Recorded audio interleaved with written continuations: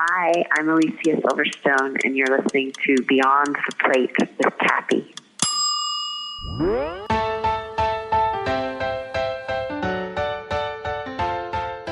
Hey everyone, this is Cappy, and you're listening to Just the Plate, a production of Beyond the Plate. Just the Plate is a short segment where chefs describe a dish or a recipe that is meaningful to them.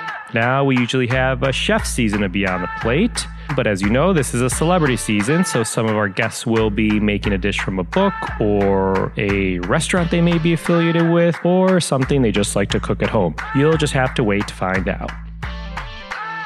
I've actually cooked most of the dishes from our Just a Plate episodes, and we have plenty of listeners that have also done so as well.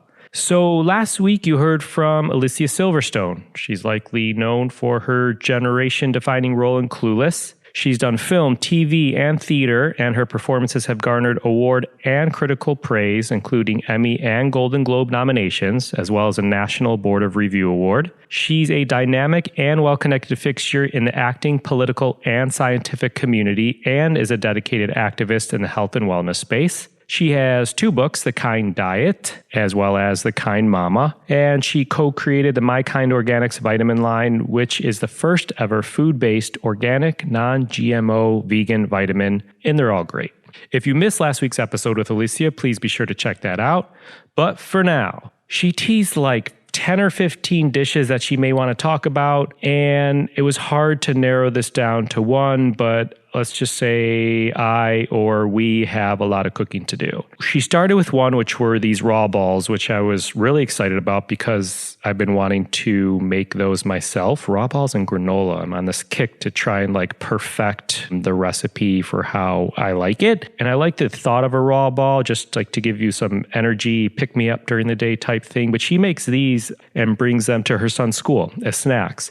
And then she goes on to talk about these crispy treats that she makes, some with peanut butter and chocolate chips, and some with almond butter, which I thought is a really good substitute. And then she keeps going on and talks about this bok choy or kale or cabbage and leek dish that she makes with a umi vinaigrette.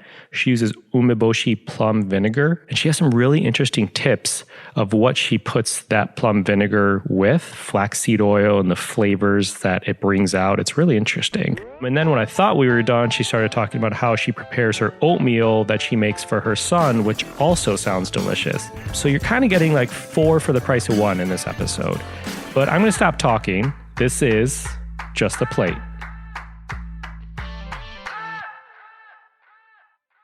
I want to do what's going to be the most impactful for people to actually taste the delicious food. So I'm trying to think really quickly of what would be that recipe. I do think that the leek and crostinis are amazing, but I also think the artichoke dip's amazing. Let's look at what would be the most effective for someone who was is your audience kind of meat friendly? They're meat people? I think they're all over the board. There's people that just love learning about new things, and there's people who, there are meat people, but there's people who love learning about a new way, I think maybe the crostini or the Caesar salad or the couscous or the waffle panini. I think you should make all of those. I probably will, to be honest. The artichoke dip is insane, and that's so easy. The raw balls I make all the time, and they're so insane and delicious. I could tell you those really quick. To be honest, I don't have your book, and I'm ordering your book as soon as I hang up the phone because all these things are you're speaking my language. I mean, they're really, really yummy. I feel like you should make for your audience just and see for yourself how delicious it is. I think you should make the crostini, the artichoke dip, the couscous, and the waffle panini. And I think you would be so happy. And maybe from the Kind Mama, the fat noodles, because those are so good. And maybe the cheesy Uzi guacamole dip, bean dip, that's so good for football season.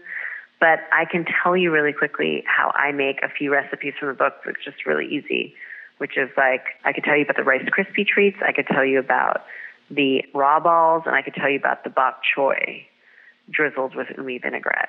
Where should I begin? They're all quick. I don't know. They all sound so good. Right? Okay. Well, the raw balls I make often because I bring them to Bear's school or the tea fairy.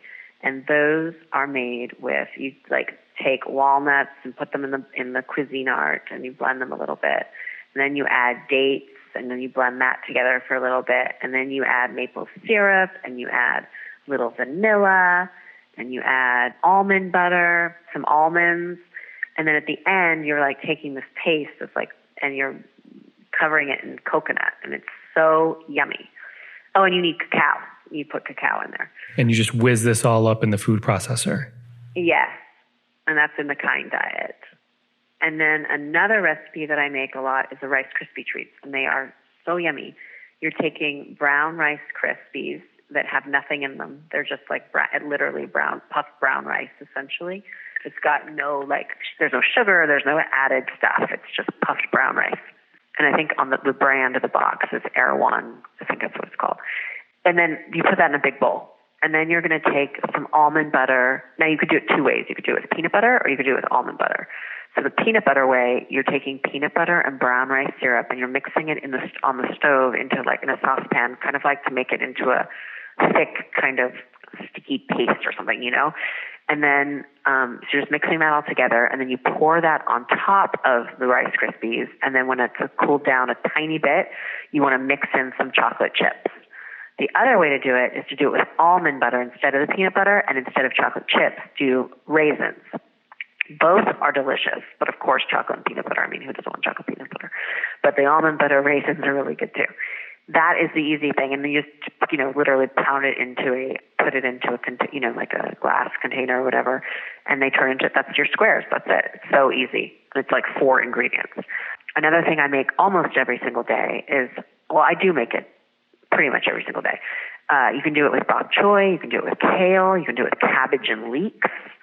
And what I do is I steam them or I blanch them. So if it's the morning time and I want a lot of energy, I blanch it, because I can do an upward energy. And if I want to relax and calm everything down, I steam it. And that's usually at night. And so then I take those greens, and you're just doing it. You don't want them to be crunchy, and you don't want them to be too soft. So it's like that perfect amount of time. It's usually around a minute, maybe a minute and a little bit longer.